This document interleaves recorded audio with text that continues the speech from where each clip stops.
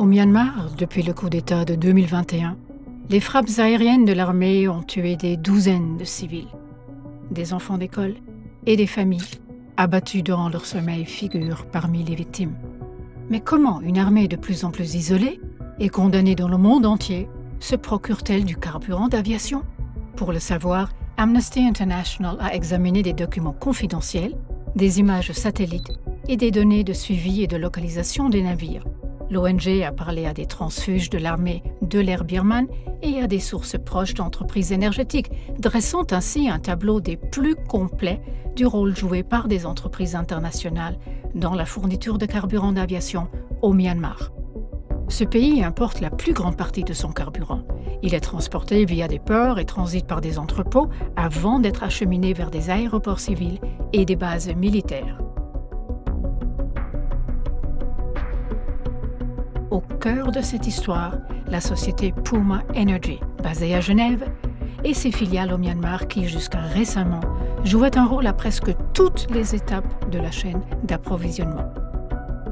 Dans le port, où le kérosène arrivait par bateau, il était d'abord traité par une société appartenant à Puma Energy.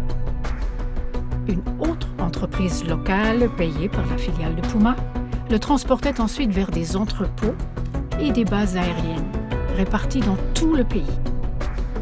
Grâce à des images satellites, des factures et des relevés sur des livraisons par camion, partagées exclusivement avec Amnesty International, l'ONG a pu retracer des livraisons de carburant jusqu'à 20 entrepôts situés dans des aéroports commerciaux et des bases aériennes militaires. Sur la base de sources sur le terrain et d'entretien avec des transfuges de l'armée de l'air, un lien a ensuite pu être établi entre 4 de ces bases aériennes et des frappes aériennes sur des civils, ce qui constitue un crime de guerre. L'une de ces bases aériennes a été utilisée pour des attaques dans l'État de Kayin, où en février 2022, la maison d'un agriculteur a été bombardée au milieu de la nuit, tuant l'homme et sa femme dans leur sommeil. Ce n'est qu'en septembre 2022, après qu'Amnesty International ait présenté ses preuves à Puma Energy, que la multinationale a annoncé son intention de quitter le pays et de vendre ses activités. Elle a admis que sa filiale au Myanmar n'avait pas pu éviter le détournement de carburant vers l'armée de l'air du Myanmar.